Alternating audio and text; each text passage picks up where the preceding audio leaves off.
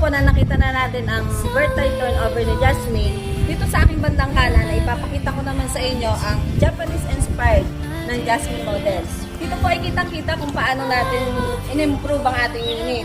Nagkaroon na tayo ng naka-enclose na garage. From 44 square meter na floor area ay magiging 79 square meter